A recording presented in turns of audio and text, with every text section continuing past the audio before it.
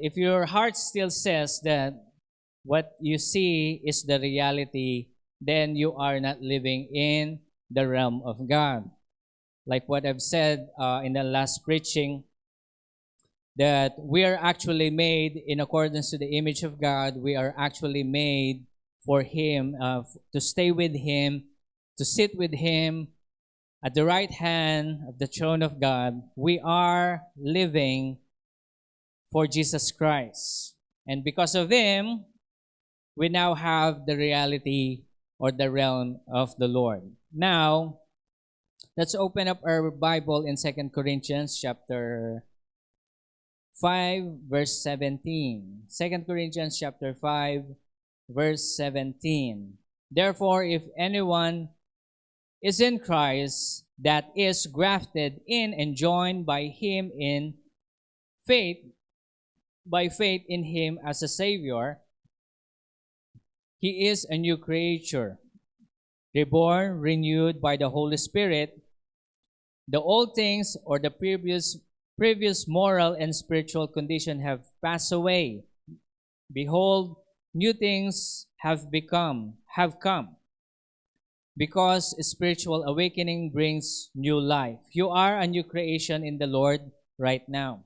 Ang bawat isa po sa atin ay bago ng nilalang. Hindi ka lang basta-basta Pilipino, ikaw ngayon ay citizen of heaven. Okay, we need to understand this.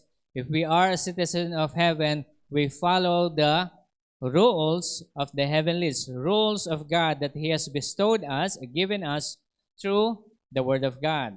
Sa Bible, sa ating pagbabasa. Ano ho? Now, our mission is to be brought into this realm, earthly realm, for us to govern time, govern space, and govern matter. We are not supposed to be moved by the needs of this world. Alam ko po madami tayong pangangailangan, pero ang sabi ng Panginoon, this should not move us.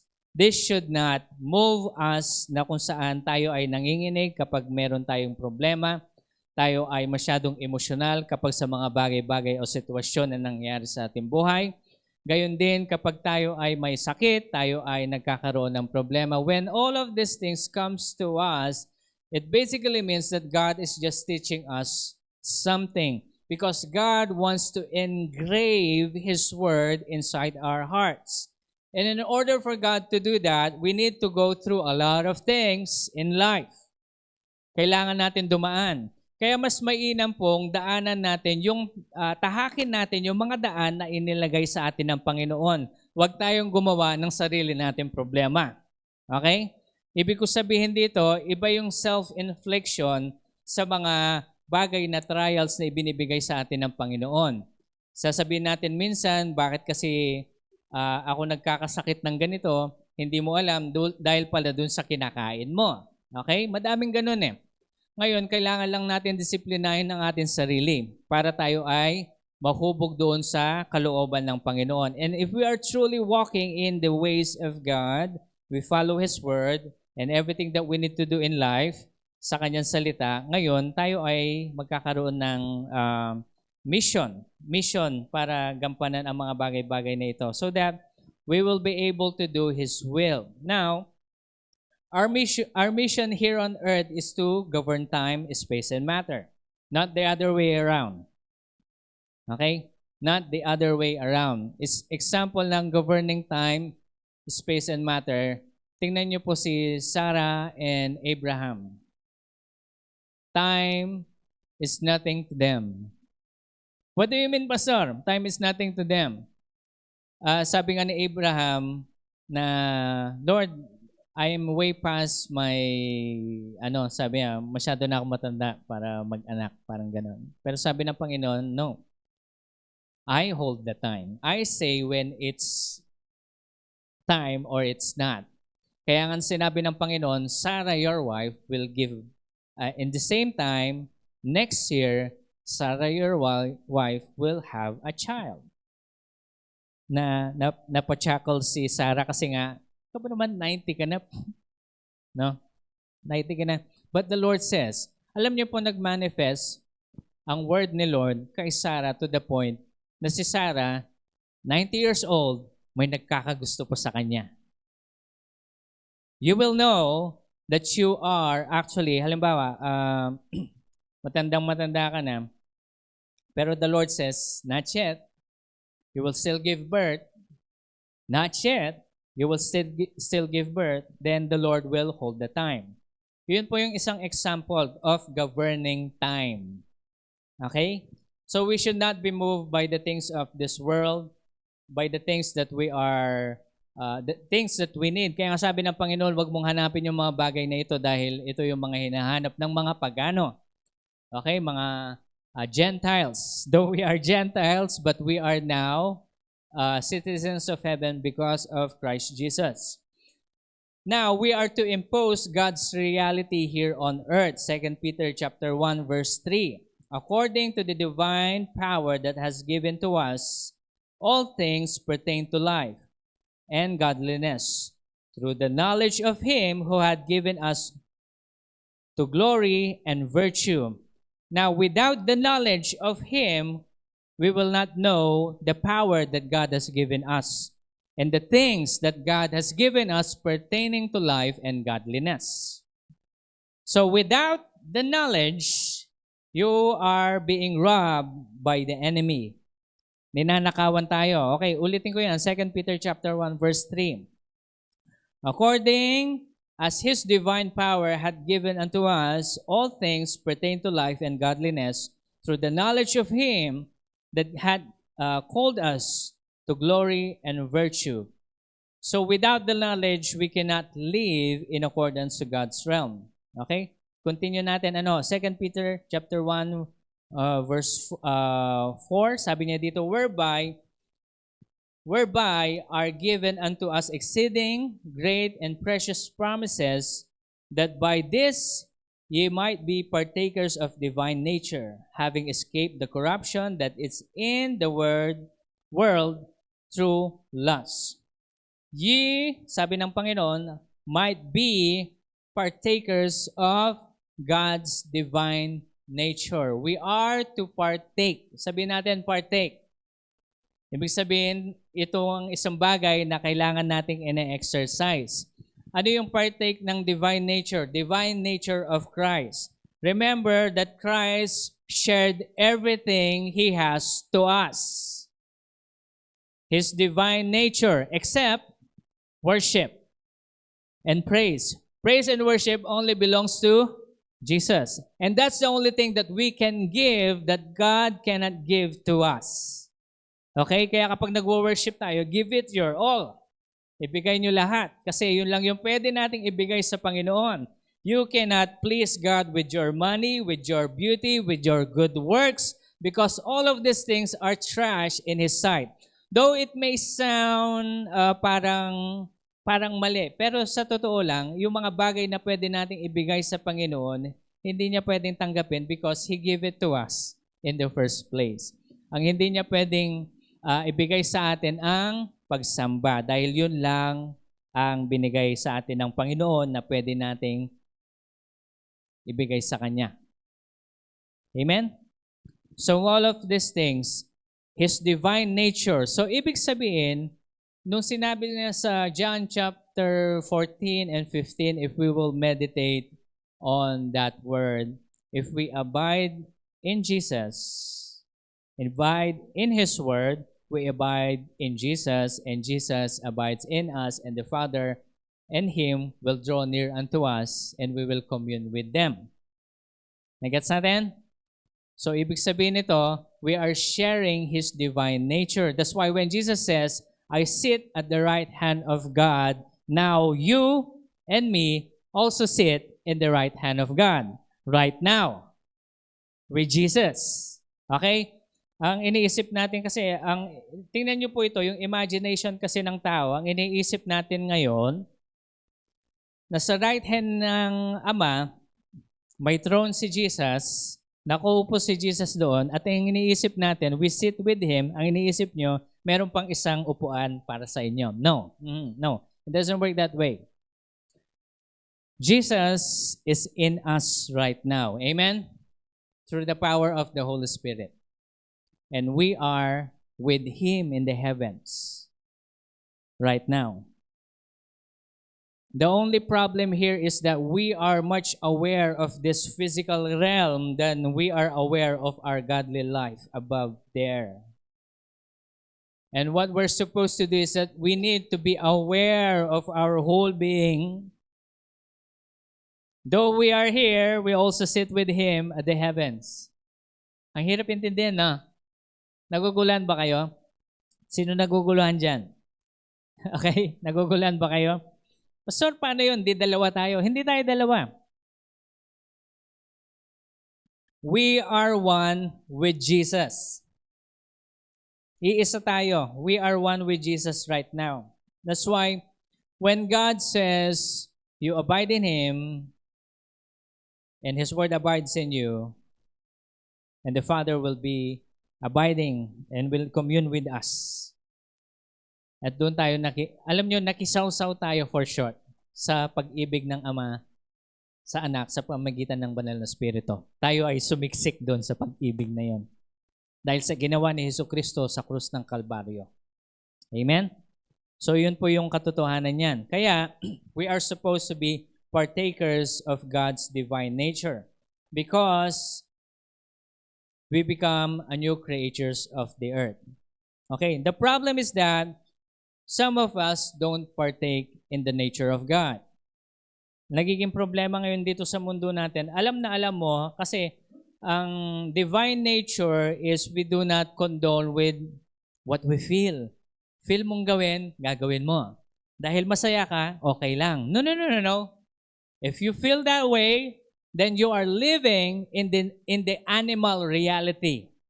Pansin nyo mabuti ngayon, ang realidad na ng mundo ngayon, kapag nararamdaman mong okay lang, wala ka naman nasasaktan, wala namang krimen na nangyayari, pero masaya ka, gawin mo lang. Yun ang katuruan ng mundo. Ganon din ang mga paniniwala ng mga aso. Tama? Kaya ang mga aso, pag feel nila, gagawin nila. It doesn't matter kung nanay nila, kapatid nila, it doesn't matter because they're animals. Are you an animal? Are we an animal? No, we're not. We are divine creatures. We are created in God's image and we should live by it. That's why when you live by feelings, when you live by the craving of your physical wants, you are excluding yourself, not partaking in the divine nature of Christ. So each time we disobey, we partake of the world. And when we partake of the world, nililis natin ang sarili natin sa kalooban ng Diyos. Amen? Sex is actually made for husband and wife who did say, I do, in front of the altar of God, vowing that they will love each other till death do them apart. Amen? Sex is not made so that when you feel like it, kahit sino na lang. No. Sex is actually holy in the sight of God.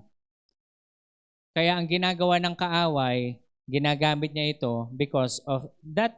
Actually, ang sex pleasure is made for husband and wife. And it's holy in the sight of God.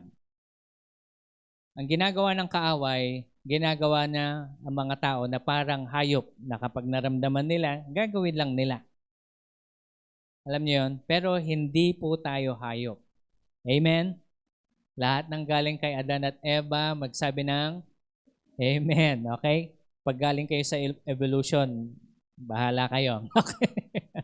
Tayong lahat ay galing sa lahi ng Panginoon ngayon, that we are now new creatures according to 2 Corinthians chapter 5 verse 17. Binasa natin yan kanina. Okay? So now that we are living in God's nature, we are supposed to exercise what God has given us. Isang example po ito sa John chapter 2. Buksan natin yung Bible natin sa John chapter 2. Amen. Alam niyo po yung story na ito? John chapter 2, verse 1. On the third day, there was a wedding in Cana, Cana of Galilee, and the mother of Jesus was there.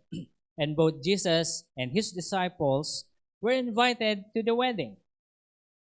When the wine ran out, the mother of Jesus said to him, "They have no more wine." And Jesus said to her, "Woman, what does have to do with us? My hour has not yet come." His mother said to the servants, "Whatever he says, do it." I want you to take a look at this. Minsan ang iniisip natin miracles, pero ang gusto kong ibigay natin yung bigyan natin ng kaunting credit si Mary dito. Okay? It is because of her faith, of her understanding na when she says, sabi niya kay Jesus, parang ganito, example ko. Parang, siyempre, happy-happy, celebration, and etc. Tapos naubusan sila ng wine. Tapos sabi ni Mary, "Jesus, wala na silang wine." Wala na silang wine. Parang sabi ni Jesus,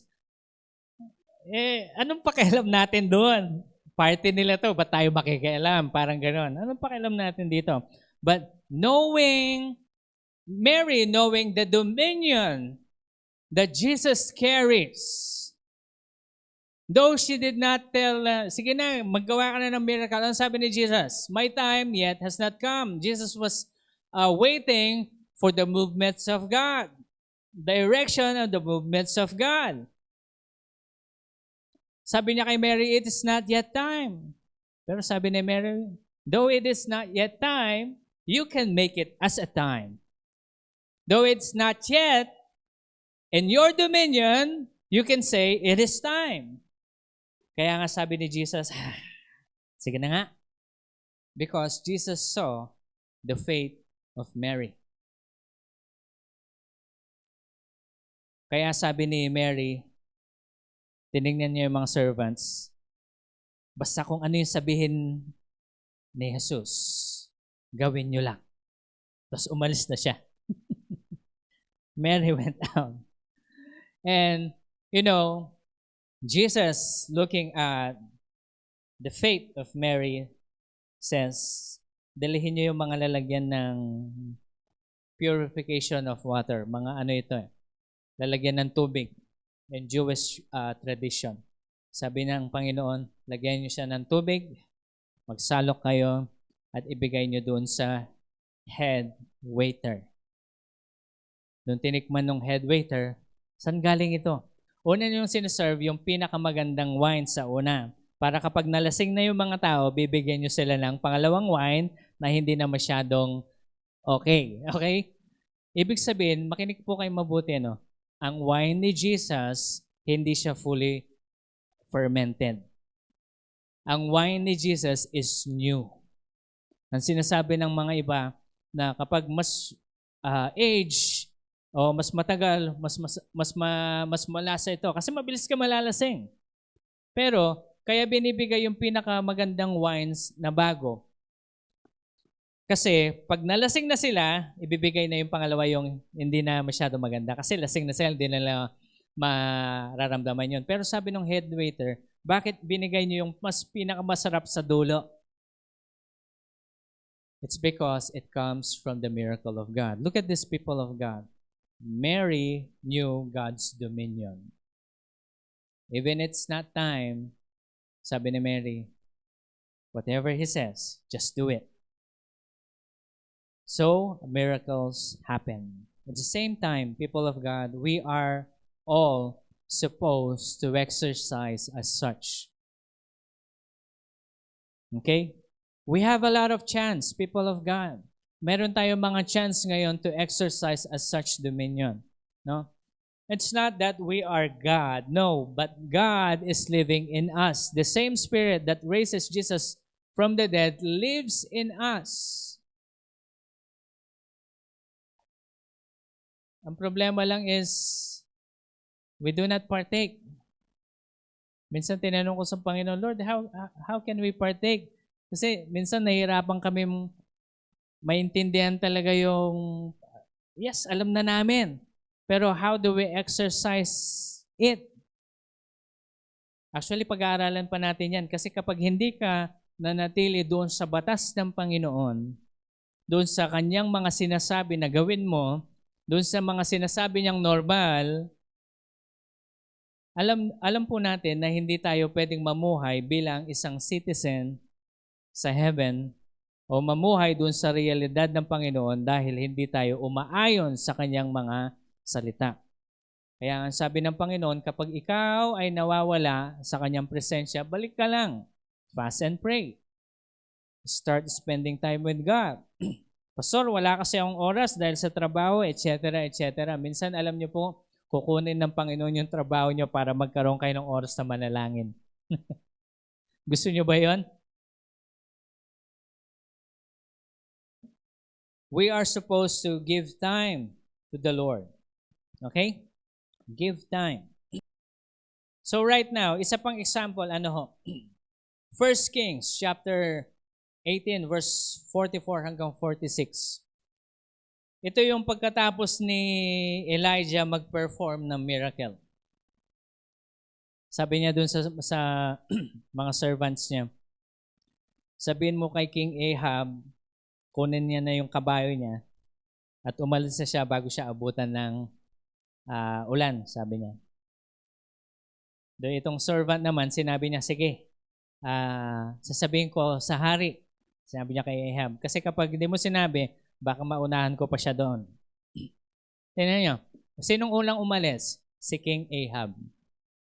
Pero sinong nauna sa gates of Jezreel? Si Elijah. Paano nangyari yun, Pastor? Wala naman siya sa sasakyan because God caught him and brought him to the place. Are you saying this? Elijah was able to exercise that dominion that God has given him. Because, you see, when you live in God's realm, when you live in accordance to the Word of God, and you believe that you are walking in the Word of God, in everything, even in your thinking and in your thoughts, you will be able to exercise as such. Papunta tayo doon lahat. Amen? Kaya kung gusto niyo ng miracles, start right now. Don't waste time. Mas madami pa tayong oras mag-scroll sa ating mga social media kaysa mag-spend time with God. Pastor, minsan kasi nakaka-boring. Ganun kasi ang timpla ng ating katawan. Ibig sabihin, hinahanap natin ng entertainment, hinahanap natin yung mga bagay na mga nasa mundo. Pero alam niyo po, we must break away from that kind of thinking. Okay, we must break away from that kind of fleshly desire that we may be able to walk in the ways of God. Okay, isa yan sa mga gustong mangyari ng Panginoon sa bawat isa sa atin. People of God, there are different attributes in the realm of God. Actually, 8 ito. Pag-uusapan lang natin ngayon 3 dahil masyado siyang malaki. Pag-aaralan po natin to isa-isa para maintindihan natin kung ano yung kalalagayan natin bilang isang mga mananampalataya. Okay? So all of us are supposed to live in the eternity while we are living in this time-bound earth realm. We are supposed to live in eternity with Christ. How can we be aware of ourselves sitting at the throne of God with Jesus? Paano tayo magiging aware sa ating pagkatao is for us to spend time with Jesus Christ. Alam niyo po, ang pinakamainam is spend time with God until mapagod ka. Yun yung extension. Kasi hindi mo pwedeng bigyan ng oras yan eh. Alam niyo po, sometimes when meron po akong problema, at sometimes hindi ako makagawa ng mensahe para sa Panginoon because I have a very big problem. Kadalasan ko sinasabi sa Panginoon, Lord, hindi ako makapagbasa ng iyong salita. Hindi rin ako makapag-aral, hindi ko po rin may sulat because I am down. Lagi ko sinasabi yan sa Panginoon kapag may problema ako. And you know, whenever I am down, all the Lord will tell me is, son, just sit down, just worship me. I will just worship. I will just give Him praise. I will just stay silent and do nothing. Think about nothing else but the glory of God and His promises upon me. And all of a sudden, when I stand here, I always have a word. That is actually a manifestation of God's power in spite of having less time to study because of different things. Though hindi ko inaabuso to, no? So next Sunday, tinatamad ako. Hindi pwede yun. Okay? Hindi pwede. Tinatamad ako mag-aaral. Saka na lang ako mag-aaral kasi andun naman yung anointing ni Lord. Hindi pwede yun. Dapat meron pa rin tayong tinatawag na yung responsibility. Ginagampanan natin yung ating responsibility as ministers. Kaya hindi natin pwedeng sabihin, wala nang oras. It's too late. Hopeless na kasi nakalipas na. Dapat ginawa ko yun noon. Dapat nakinig ako noon. But when you live in God's eternity, this doesn't apply. It's a good time to say amen. It's a good time to say amen. Do you believe that? Alam niyo po, kapag iniisip natin na tapos na yung oras, because in God's reality, we are living in the eternal realm. Eternal realm, actually ito yung isa sa mga attributes of God's realm. Eternal realm. Number 1, eternal realm. There is no such thing as too late or called hopelessness because God can restore what you have lost. Amen? You have lost time. You have lost money. You have lost property. Anong lahat yun? Matter. Meron ding time.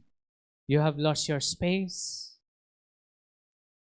But the Lord says, if you live with me, there is no such thing as too late. Joel chapter 2 verse 25, God will restore the years that the swarming locust has eaten. God can restore back what you have lost.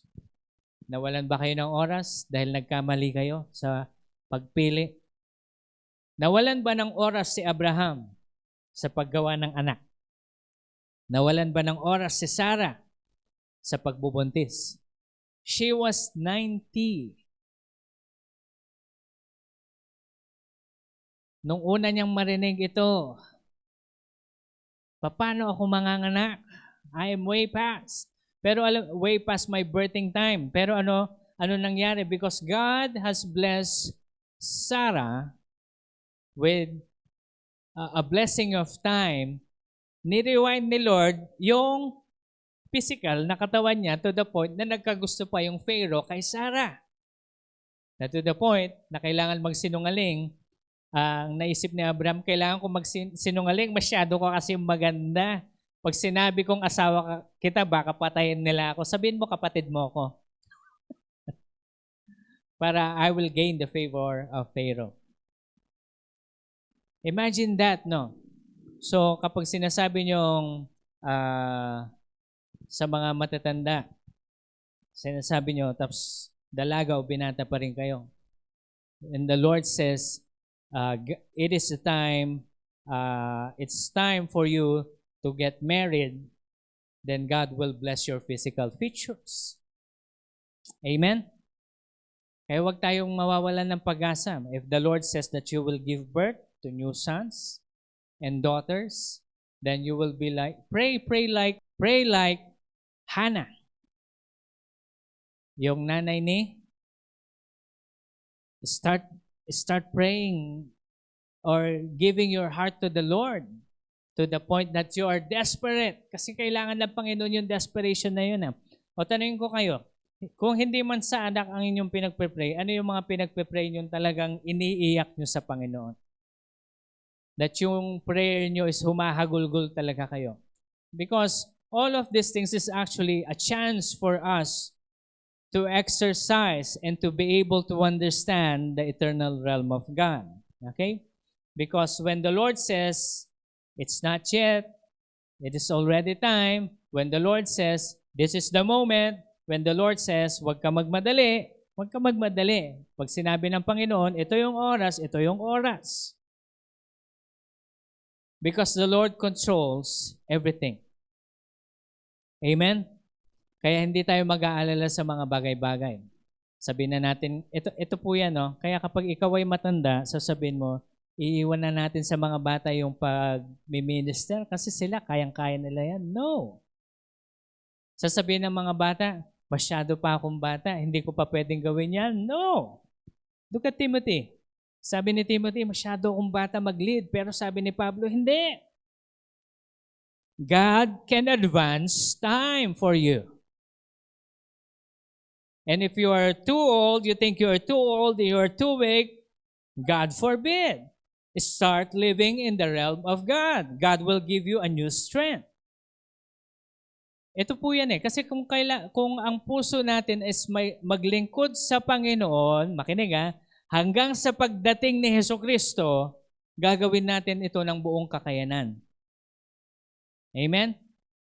Kaya nga po sa ministry, wala tayong retirement. Ang retirement natin pagbalik ni Jesus. Amen? Kaya kapag nagme-ministry tayo, we will only stop when Jesus comes back. Parang ayaw nyo. Pastor, kailan kami magre-retire? Walang retirement. Pastor, pagod na kami. Okay, makinig ha. Sa mga nagsasabi ng, Pastor, pagod na kami. You are living in the earthly reality. Pastor, pinipwersa mo naman kami. No. I just want you to take this opportunity. Because even Moses says in his 80s na hindi nawala yung kalakasan ko. My vigor stays with me up to this time. Kung paano ako kalakas nung ako'y mga 40, nung 80 na ako ay ganun pa din. Gusto nyo ba yon? Lahat ng mga senior magsabi ng o si Mama Dang lang yata ang magkakaroon ng kalakasan na gano'n. Bakit wala ba? Ilan yung senior natin dito? Sino ang may mga senior card na diyan? Okay? Pastor, binibisto mo kami. Hindi po. I want you to live in God's realm. We are trying to. Pastor, nandun ka na ba? No. We are all trying to go there. Sinusubukan natin pumunta lahat doon. Kaya kapag kayo ay may nararamdaman na sakit, kapag ito ang sinabi ng doktor, yes, gawin nyo lang kung ano yung pinagagawa, pero wag yun yung maging realidad nyo. Okay? Wag naman tayo maging extreme to the point na sasabihin natin na hindi na ako magagamot kasi I know. No. Maggamot ka. Okay? Wag mo sasabihin na wag tayo maging extreme. Kapag may pambili ka ng gamot at nag-provide si Lord ng pambili mo ng gamot, ibig sabihin the Lord wants you to take medicine. Pero kapag ikaw ay walang-wala, hirap na hirap kami, wala akong pambili ng gamot, Pastor, ano ang gagawin ko? Pero sabi ng doktor na kailangan kong uminom nito. Then, listen to me, the miracle begins there. Look at this. When the Israelites were in the wilderness, the Lord provides for them miraculously. Manna from heaven and quails. Meat. Saan nanggaling yung tubig? Sa bato. Tama? Pero nung nakapasok na sila doon sa promised land, nagtanim sila at yung unang bungang lumitaw, nung lumitaw na yung bunga pagkatapos nilang nagtanim, the miracle stops. Miracles happen when you are in danger, when you are in desperation and you have nothing. Walang-wala na ba kayo? That's an opportunity. Walang-wala na ba tayo? That's an opportunity. Hindi ka na ba makatayo dahil sa sakit mo? That's an opportunity to believe God for miracles. Amen? Pastor, paano yung pag yung in-between? Yung may sakto lang, pero alam mo yun, yung hindi siya sapat. Pero alam niyo po, ang binibigay sa atin ng Panginoon, yung sapat na ating kayang panghawakan. Hindi niya tayo binibigyan ng more than, because God knows ito yung magiging ating kasiraan. Kaya tandaan niyo pong mabuti, kapag hindi tayo marunong magbigay ng tithes and offerings sa little things na meron tayo, God cannot trust you with more. If you cannot help the poor with the little you got, God cannot trust you with more. Pastor, kulang nga eh. Sa amin nga lang, kulang. No. Alam nyo bakit kulang? Kasi hindi tayo marunong mag-budget. Yun lang yun. Kaya kulang. Kaya na lagi natin sinasabi na kailangan pa namin ng mas malaki. No, pag binigyan kayo ng mas malaki, ganun din. Sasabihin nyo, Pastor, kulang pa rin. Oh, kulang pa rin. Alam nyo, nung elementary ako, malit lang yung baon namin eh. Kasi mga araw ng kahirapan yon. Sabi ko, pag lumaki yung baon ko, makakapag-ipon ako. Tapos nung lumaki yung baon ko, kulang pa rin. Kulang pa rin. Sinasabi nga ng mga klase ko dahil medyo malaki-laki yung baon ko. Ako pag may baon ako ganyan, makakaipon ako. Tinanong ko sila nung, bakit di kayo makaipon sa baon nyo ngayon? Hindi. Hindi kayo makakaipon kahit na magkaroon kayo ng katulad na baon na kalaki ng sa akin, sabi ko. Bakit mo naman nasabi yan? Sabi niya, kasi sabi ko din yan eh. Kaya ngayon, hindi pa rin ako makaipon. Alam niyo po, it's because hindi tayo marunong mag-budget. Okay? Yung budgeting po, alam niyo po yung pinakita ko sa inyo last time, ginagamit niyo ba? Sino gumagamit dyan? Be honest. Pag hindi niyo magamit, pastor, kulang talaga eh. I will be blunt. Magiging tapat ako sa inyo at magiging prangka ako. Hindi kayo makakaipon. Hindi kayo makakaipon sa lagay niyan. Kailangan i-segregate niyo yan. Kaya sabi ko po sa inyo, do not live beyond your means. Kapag ang sweldo mo ay nasa 15,000 lang, huwag kang bibili ng cellphone na nasa 50,000. Pastor, hulugan naman. Pwede naman. Kakayanin naman. No. Don't do that. Ako, ayaw akong bumibili ng ganun, yung hulugan. Pag nahulugan mo na lahat, laos na yung gamit mo. Nasubukan ko yun ng una kasi nung one time, sabi sa akin ni si Ate May, Mac, bili ka ng iPad, ganito. Hulugan, pwede mo naman hulugan. Sige, subukan nga, hulugan, kaya ko naman. Hulug-hulug. Nung natapos ko na yung 5 years, ayoko na, luma na. Hindi na ako masaya, alam mo yun. Tapos stress ka pa kasi nagbabayad ka monthly. Sabi ko nung sarili ko na hindi ko nagagawin to. Pag kaya ko, bibilihin ko. Kaya kapag yung kaya ko, pag binili ko, hindi ako na problema. Wow, bago. Latest. Bayad na ba? Fully paid. Walang problema, di ba? Ganun po tayo dapat. Actually, ang ano niyan is discipline. Amen? So, disiplinahin natin yung ating sarili. We have a lot of needs in this world, but you know what? We need to understand that we are not bound in this time. We are bound in the time of God. That's why when the Lord asks you to seek Him earnestly, do not think about the time. Spend time with Him. Alam niyo po yung mga moments na nag-spend ako ng time sa Panginoon, He will give me an idea how to do things. Yung ini-spend time ko ng trabaho ng mga 2 oras, ibibigay lang sa akin ng Panginoon na 5 minuto. Because of the idea that God is going to give to me. Now, one attribute in God's realm is eternity. You are not bound in time. Okay? Number 2 is light realm.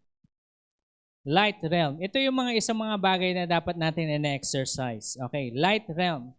We are governed by purity and revelation. John chapter 1 verse 1 hanggang 5. Alam na alam natin to. John chapter 1 verse 1 hanggang 5. Sabi niya dito, in the beginning was the Word, and the Word was with God, and the Word was God. He was in the beginning with God. All things came into being through Him, and apart from Him, nothing came into being that has come into being. Verse 4, in Him was life. Look at this. In Him was life, and the life was the light of men. Verse 5, the light shines in darkness, and darkness did not comprehend it. Sabihin natin, light realm. Light realm. We are supposed to live in purity and in the revelation of God. When we say purity, we cannot make ourselves pure, but by His Word, we are made pure. That's why when we go through things, alam ko po, lahat tayo, we are not pure enough in God's sight yet. But we try to go there with the power of the Spirit in us that enables us to do the commandments of God na sinasabi na natin gawin para tayo mamuhay sa purity. Ano ho? Okay, the world, look at this, people of God, the world operates in darkness. And if you carry the light of God, the things you will do cannot be comprehended by the world or by an earthly mind. Yung operation natin, hindi ito nag-ooperate dito. Okay? Dito sa mundong ito. Because, look at this. Do you know that in God's realm, your authority and power is tied into your illumination. Alam niyo po, ang bawat isa sa atin, meron tayong pag-ilaw. At kung gaano kalakas yung ilaw natin, yun yung authority and power that God has given us. In the years back, merong mga preachers na to the point na when they're preaching, there is light behind them na hindi ma-explain, katulad ni Billy Graham. Okay? Meron din ako mga kilalang pastor na kapag nag-preach sila, may kakaibang manifestation of God's glory. There is light within them. And you know what? When I was involved in witchcraft and nung tinanggap ko si Jesus bilang aking Diyos at tagapagligtas, when I fully received the Lord Jesus Christ, alam niyo yung sinasabi ng mga demonyo sa akin na umaatake sa akin, masyado siyang maliwanag. They see something that we cannot. You see, in the spirit realm, we actually have this light of God in us. Yung ilaw ng Panginoon. Kababasa lang po natin kanina. In Him, in Jesus Christ, was what? Was life. And His life was the light of men. The light shines in darkness, and darkness cannot comprehend it. How do we show our light in the realm of darkness? We are in the realm of darkness. Hindi ito yung makikita na, Pastor, maliwanag naman, meron tayong araw, merong ganito. No. You become a light. You become a light of the world when you start doing something for Jesus. Tanungin mo ngayong katabi mo, may ministry ka ba? Di ba? Ano ang ginagawa mo para sa kaharian ng Diyos? Are you being a light? Oh, look at this, people of God. You want miracles, you want something, but you are not being a light to others. How can we be a light to the poor? We help them. We feed them. We do something about them pag may nangangailangan. Kapag may widow, ano yung kailangan natin gawin? Tulungan natin. Lalo na kapag wala na silang kamag-anak at sila nilang mag-isa. We are supposed to help them.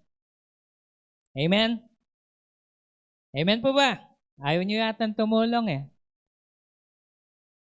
People of God, if you do not live if you do not become a light to others, you cannot carry the light of God. Be a light. Kailangan natin magliwanag. In the realm of God, your authority and your power is tied with your illumination. Sa Garden of Eden, when Adam and Eve have not yet disobeyed, they are illuminating. Kaya hindi nila alam na hubad pala sila. But once they disobeyed, yung illumination nawala.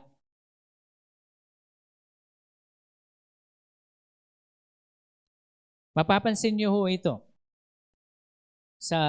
Kahit dito pa lang. Bukod sa lahi, kapag makikita mo naman sa isang tao, kahit na gaano pa yung pagme-make up nila, kapag wala silang liwanag ng Panginoon, parang may mali pa rin. Kahit na gaano sila kaganda sa physical. Pero ang papansin natin sa iba, kahit gaano ka pa pangit man sabihin ito, no? Kahit gaano ka pa man kapangit, kapag ikaw ay punong-puno ng liwanag ng Panginoon, gumagwapo ka at gumaganda ka. Amen? Because this is the truth. Kaya yung iba ko pong kakilala, halimbawa yung isang kakilala kong pastor sa Singapore, Indian siya, no? Nasa 76 na siya noon, 76, 80s, mga ganun. Pero yung skin niya, skin, literal skin. Because he spends so much in fasting and prayer. Ito yung mga nakakapag-fast ng 40 days and 40 nights. Sabihin ko sa inyo, yung codes nila, ang kinis. Sabi ko, no, you can't be 80. It's unfair. Sabi niya sa amin, no, just spend time with God. You will be young. You will be young again. He's 80s pero para siyang nasa 50 lang. Kakaiba. Because the light of God shines upon them. Ephesians, buksan natin yung Bible natin sa Ephesians chapter 1 verse 17. That the God of our Lord Jesus Christ, the Father of glory, may give to you the spirit of wisdom and revelation in the knowledge of Him. In the knowledge of Him, we will be able to what? Gain wisdom, the spirit of wisdom and revelation, that we may also glory with Him if we have what? The knowledge of God. If you have the knowledge of Him, read the Word, live by it, then you will carry God's illumination. You will carry God's illumination if you read the Word and live by it. Pag ginawa mong normal sa'yo ang katotohanan ng salita ng Panginoon, then the illumination of God will be upon you. Isang illumination na example, o yung example natin siya kanina, ang kautusan ng Panginoon sa atin ay tulungan ang mga mahihirap. Lahat ng mahihirap magsabi ng amen. O, mahirap kayo, tutulungan namin kayo. Kaming mga mayayaman. O, lahat ng mayayaman, magsabi ng, mas madami tayong mga mayayaman. Alam niyo ba bakit hindi napapangyari yung declaration natin? Kahit declare ka ng declare, pag hindi mo yan lalakipan ng salita ng Panginoon, walang mangyayari dyan. Ang tawag dyan yung New Age manifestation. I manifest. Shut up. Okay? I'm sorry, no? Naiinis ako sa mga ganon. I manifest. Hindi mangyayari yun. Alam niyo po, ang nakikinig sa mga ganon without the Word of God is demonic entities. Because ano yung minamanifest nila? Manifest akong dadami yung pera ko. For what? Okay, for what reason? We are gaining financial blessing, not because of us, but because we're trying to build the kingdom of God. And when we live by the word of the Lord, when the Lord says, help the poor, help the poor. Amen? Do not let your right hand know what your left hand is doing. Ibig sabihin, kapag tutulong ka, wag mong i-video. Pastor, paano tayo makakuha ng sponsor pag di natin i-video? Ang sponsor mo si Lord. Amen? Hindi ko po tinutuyo yung mga tumutulong. May mga nagmamagandang loob lang naman. Hindi ko po sila tinutuya. Pero minsan kasi, yung iba, inaabuso ito. Bibidyo nila, kaawa-awa, magre-raise sila ng fan. Alam niyo po, ilang beses na nangyari ito. Nag-raise sila ng fan to the point na malaki yung fan, hindi nila binigay doon sa dapat pagbigyan. Ilang beses nangyari ito. Nag-GoFundMe sila, tapos tumaas ng mga ilang $1,000 yung niraise nila ng fund para doon sa tao. Ang binigay lang nila ay 20%. What is wrong? Because ang tawag doon, greed. Hindi mo kayang hawakan. Kaya itulong mo lang yung kung ano yung kaya mong itulong. Okay? Wag natin sanayin na wala ka naman tapos tutulong ka pa rin. No. Ibig sabihin yung kung ano yung meron kang kaya mong itulong. Wag mong ipipilit pag walang-wala talaga. Amen? Para hindi magdudusa din yung anak ninyo dahil ang una, ang mga first ministry ng bawat isa sa atin yung anak natin sa mga magulang. Amen? Priority ang mga anak. Amen? Ayan. So, wag po natin kakalimutan yan. Light. So, we operate in the realm of God's lights. When we read the word and we live by it, you will carry God's illumination. Nawala yung illumination ni Adam and Eve when they disobeyed. When you disobey, you also lose your light. Hindi man to natin nakikita, pero alam niyo po, halatang-halata to sa spiritual realm. Dahil iniiwasan ng mga demonyo, yung mga mahihinang demonyo, ang mga taong nagkikerry ng light ni Lord. Magpapadala sila ng mas malakas na demonyo. Ganon yun. Ganon talaga, no? Kaya, the more we seek the Lord, the more we carry His light. Amen. Ephesians chapter 1, verse 18 hanggang 19. Basahin natin. Ephesians chapter 1, verse 18 hanggang 19. Sabi niya dito, I pray that the eyes of your heart may be enlightened. Okay? So that you will know what is the hope of His calling, what are the riches of the glory of His inheritance in the saints, and what is the surpassing greatness of His power toward us who believe. These are accordance with the working of the strength of His might. Ulitin ko Parang maliit yung aking Sabi niya dito, I pray that the eyes of your heart may be enlightened so that you will know what is the hope of His calling, what are the riches of the glory of His inheritance in the saints, and what is the surpassing greatness of His power toward us who believe. These are accordance with the working strength of His might. Miracles, people of God, miracles will begin when you are enlightened by His Word. How can we be enlightened by the Word of God, Pastor? Ilang beses ko na itong nabasa pero hindi ko pa rin naintindihan. Alam niyo po kung paano intindihin? Gamitin natin sa ating buhay. Kaya meron tayong problema sa buhay, gagamitin niyo yan para mahubog yung salita ng Panginoon sa puso natin. Kaya alam niyo pong the Lord heals if you have experienced His healing. Amen? Alam niyo po nung na-dengue ako, yun na naman nung na-dengue ako, sabi ng Panginoon, pagagalingin kita, nung narinig ko yon, tapos gumaling ako, talagang galing na, boom, galing. Wala na, biglang nawala. Alam niyo po, doon ko lang naintindihan, by His stripes, I am healed. And ever since that day, hindi na ako nagkaroon ng major sickness.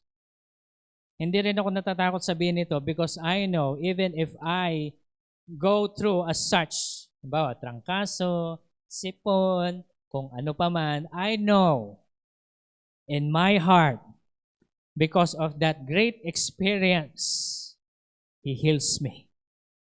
Amen? Kaya kapag meron tayong sakit na matindi, tapos humingi tayo ng salita ng Panginoon, alam naman natin yan. Pag sinabi ng Panginoon, He will heal us, then you experience healing, you will know in your life that He will heal you. Amen?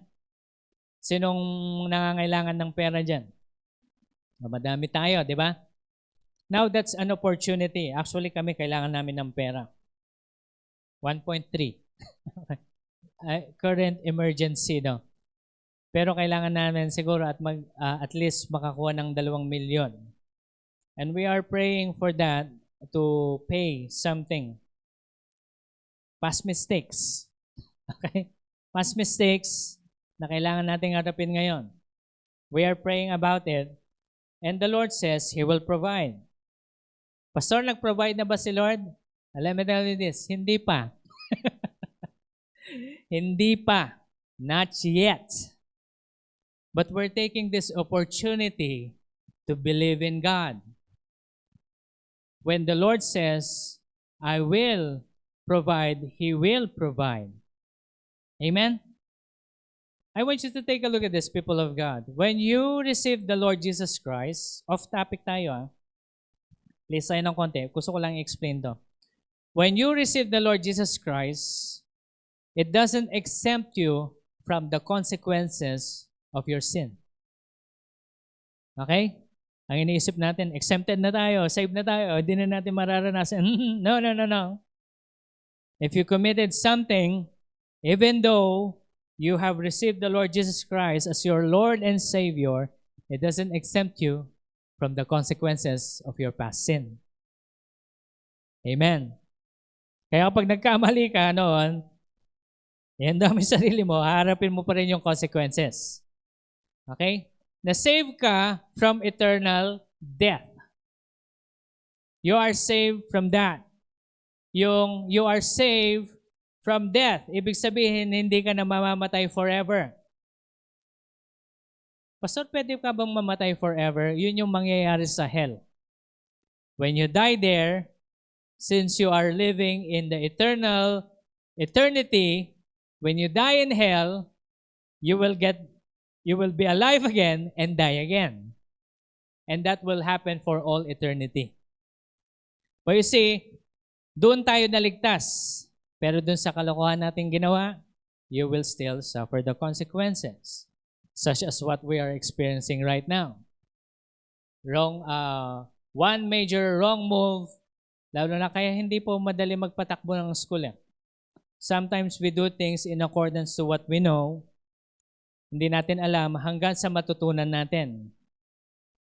Kaya nga nung nag-meeting kami, nung natutunan na namin kung ano yung dapat gawin, lahat kami strict. Strict sa mga bagay-bagay. Hindi basta-basta. Alam niyo po, makinig kayo mabuti, pati sa pagtulong. Dapat strict. Kasi ang ginagamit nating pera, hindi natin pera, kundi pera ng Panginoon. Amen? Kaya every tithes and offering that comes in this church, pinag-uusapan yan bago i-disperse. Hindi yan dahil feel mo lang kumain, kakain kayo. No. We don't do that. We pray about it. Kaya ito po yung iniingat-ingatan natin sa lahat ng mga bagay. Kasi part pa rin ito ng carrying the responsibility. Okay? So when you are enlightened with the Word of God, that is the only time that miracles begin. Enlightened by the Word of God. So if you don't read this, don't read the Word, you will not be enlightened, you will not receive miracles. Makinig kayo mabuti, people of the Lord. Huwag tayong pray, Lord, provide this, provide that. Lord, provide this, provide that. Lord, heal this, heal that. Lord, restore this, restore that.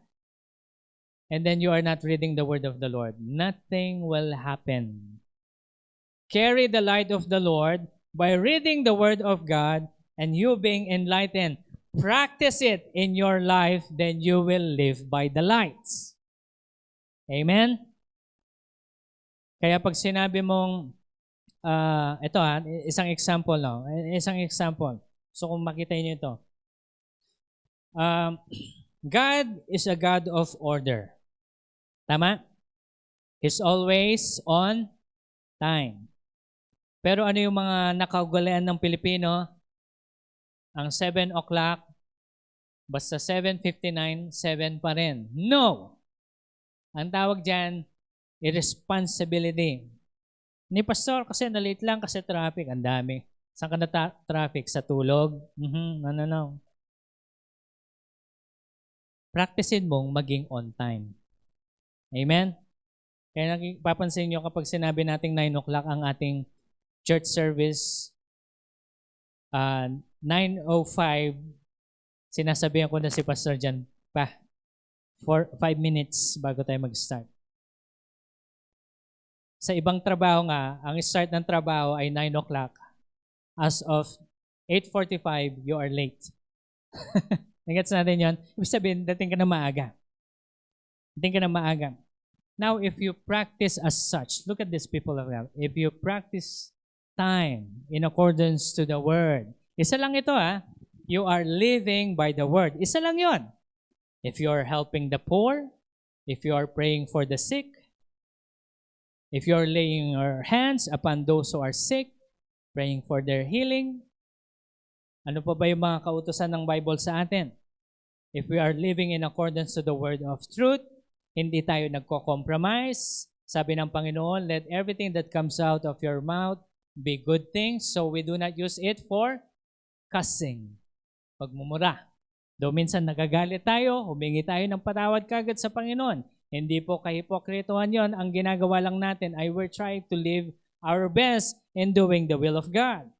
And in this, by doing as such, mangyayari sa atin dito, magiging normal yung nakasulat sa Biblia sa atin. At kapag naging normal na at nahubog na yan sa puso mo, hindi na mawawala yan. Hindi ka na mananakawan. Amen? Kaya sinabi, halimbawa, kailan ba yun? Yung init-lamig, tapos lagi tayong sinisipon. Tapos nung lahat sila nagkatrangkaso na sa bahay, in Jesus' name, hindi ako pwede magkatrangkaso. Ayoko nagkakatrangkaso Para kasing hinang-hina ka. 1 week yun, di ba? 1 week bago ako gagaling. 1 week. Sabi ko, Lord, di ako pwede magkasakit in Jesus' name. Hindi ako nagkasakit. At ayoko magkasakit because I know that His Word is true in my life. Amen? Ganun ang gagawin natin. Ito yung last sa pag-uusapan natin ngayon. Meron pa tayong mga susunod pa next week. And one of the attributes of God's realm is number 1, eternal realm.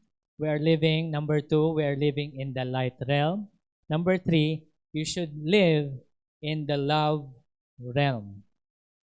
Love realm. Sa pag-ibig, mabuhay ka sa pag-ibig. Sa pag-ibig, walang wickedness, walang selfishness, walang competition. Okay? Ito yung problema sa iba Lalo ito mag-ingat po kayo Lalo na kapag yung pastor, anong gagawin ko? Na-bless yung kakilala ko, ako hindi. Naiinggit ako, nagagalit ako, hindi ko mapigilan. Gusto ko siyang siraan, bakit siya lang? Makinig kayo mabuti, mag-ingat kayo. Yung pusong ganyan, sinasabi ko sa inyo, ibig sabihin, corrupted heart yan. Pastor, gusto kong tanggalin to, bakit hindi ko matanggal? Alam niyo po kung bakit hindi niyo matanggal yon? Because you lack the Word of God.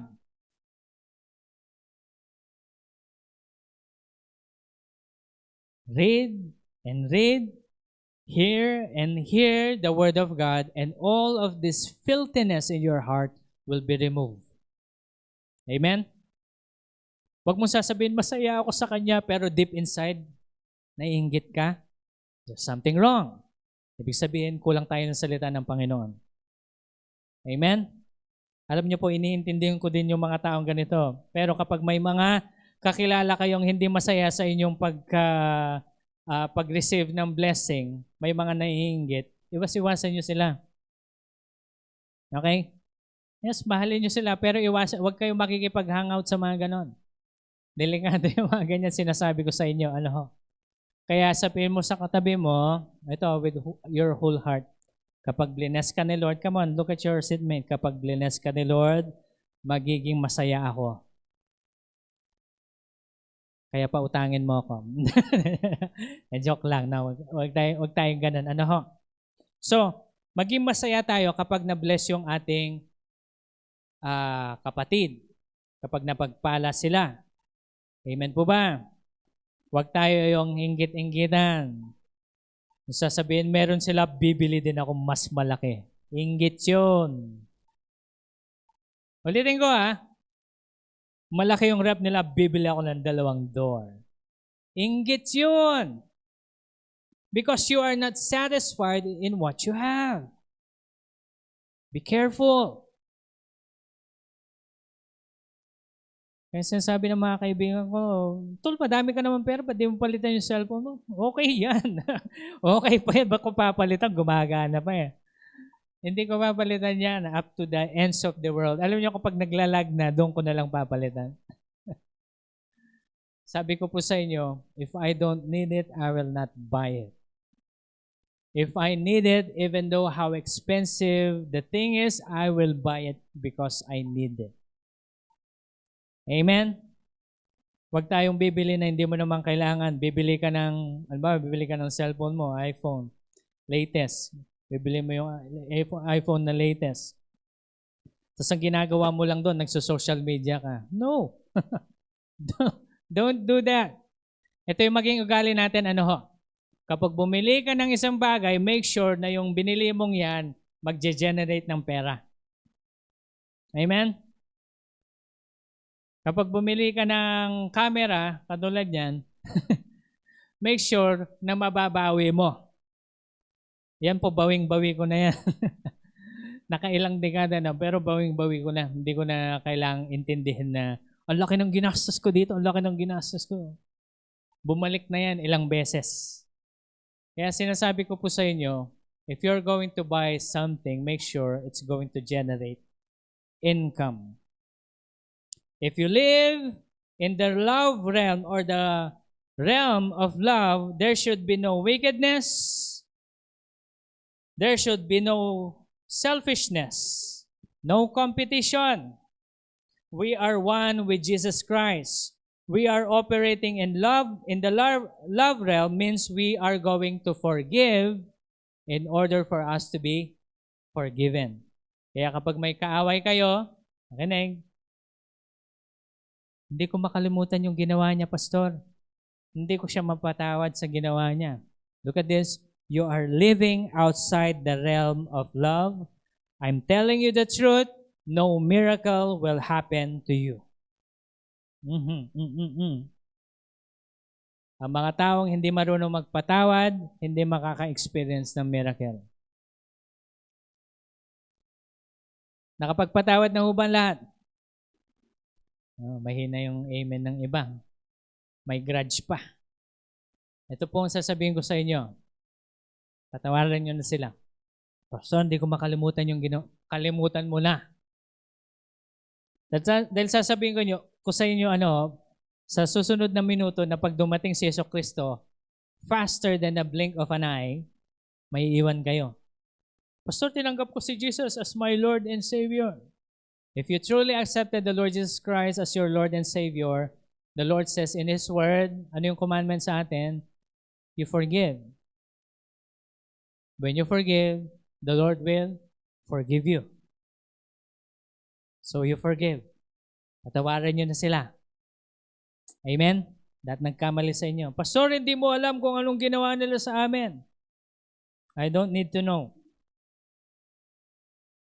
Si Jesus lang ang nakakaalam. Pero anong sinabi ni Jesus sa krus ng Kalbaryo? Panginoon, patawarin mo sila dahil hindi nila alam ang kanilang ginagawa. Hindi nila alam ang kanilang ginagawa. Alam niyo po, madami ng gancho sa amin, madami ng haras, madami ng nag-abuse, you name it. But we must release forgiveness. And if you don't live in the love realm, you cannot experience the miracle of God. Do you want miracle? Forgive. 1 John chapter 4, verse 16. We come to know and have believed the love of God that has for us. God's love, and the one who abides in love abides in God, and God abides in him. Pag ikaw ay nabubuhay sa pag-ibig, hindi lang yung pag-ibig na mamahalin mo lang yung kung sinong umiibig sa'yo. Pag okay siya sa akin, pag okay ka sa akin, okay ako sa'yo. In the rule or the law of God says, love your enemy. Pray for those who persecute you. Hindi nyo ito makukuha sa isang upuan lamang. Kaya ang pagpapatawad, araw-arawin nyo hanggat sa matanggap nyo yung napatawad nyo na sila. Okay?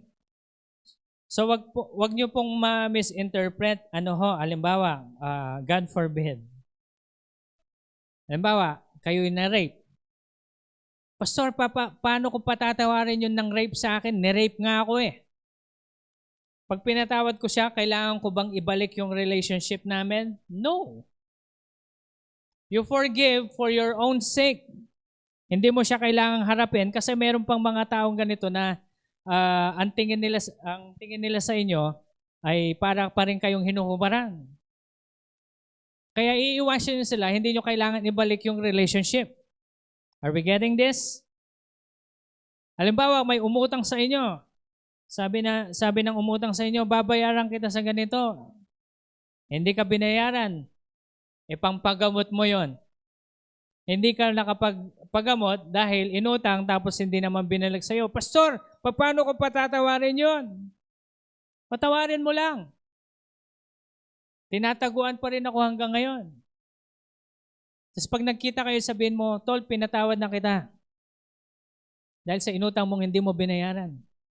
Salamat, Tol. Sabi niya naman, pautang ulit. Pautangin nyo?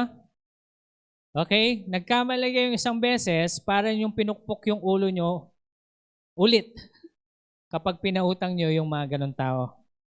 Kaya hindi nyo kailangan i-restore yung relationship. Amen? Are we getting this?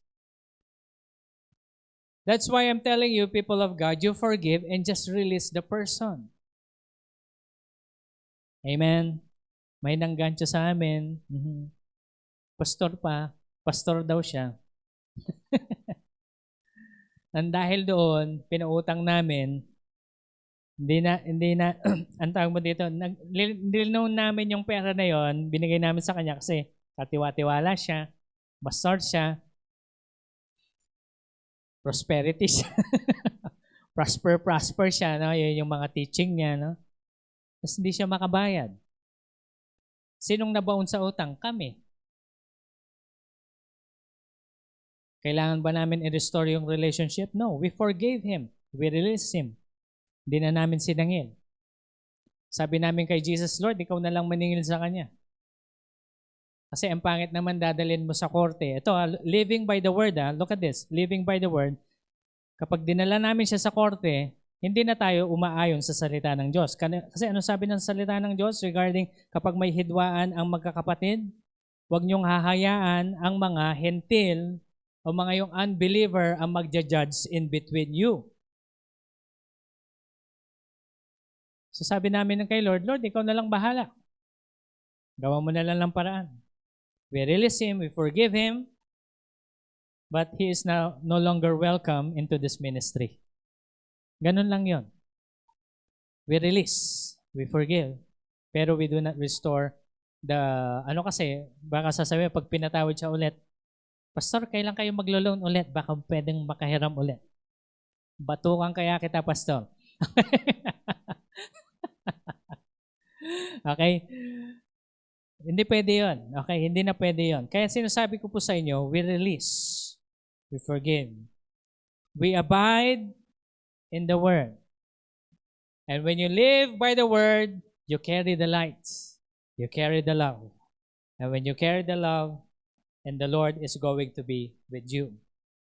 That's why even though if you have problems in life, sabihin ko po sa inyo, you should not fear.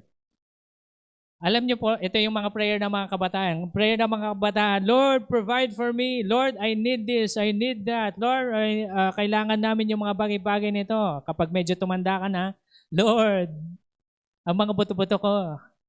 Lord, ang kasukasuhan ko. Lord, hayaan mo lang ako mabuhay hanggang sa ganitong taon. Iba na yung prayer, di ba? Di ba? Pero ang sabi ng Panginoon, look at me, people of God. The Lord says, do not fear. Pastor, paano ko tatanggalin itong takot na ito? Basahin natin. 1 John chapter 4 verse 18. 1 John chapter 4 verse 18.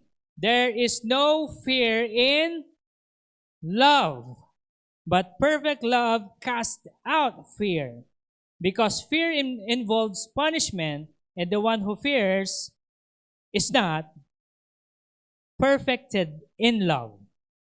So, paano tayo perfected in love? Love your enemy. Forgive those who sins against you. Pray for those who persecute you. Amen? Pagpalain natin sila. And the reason you declare things and you have things because your faith works with love. Without love, any declaration of manifestation will never work. Without love, any declaration of faith will not work. Kaya matuto tayong umibig. Umibig in accordance to the word of the Lord, hindi in accordance to what we feel. Amen. Tutuloy po natin siya next week. Sumobra na ako sa oras. Lahat po tayo makatayo na. Let's all stand in the presence of God. Ito lang po masasabi ko sa bawat isa.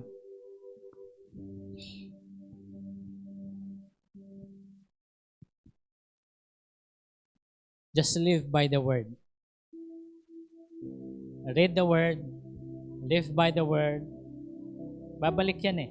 Kapag nabasa natin to, nabuhay tayo sa salita ng Panginoon, yung pag-ibig ng Panginoon ngayon, mapapasa atin. Ngayon, yung liwanag ng Panginoon sa atin, magliliwanag. Then we will be able to do what is in number 1, which is living in eternity.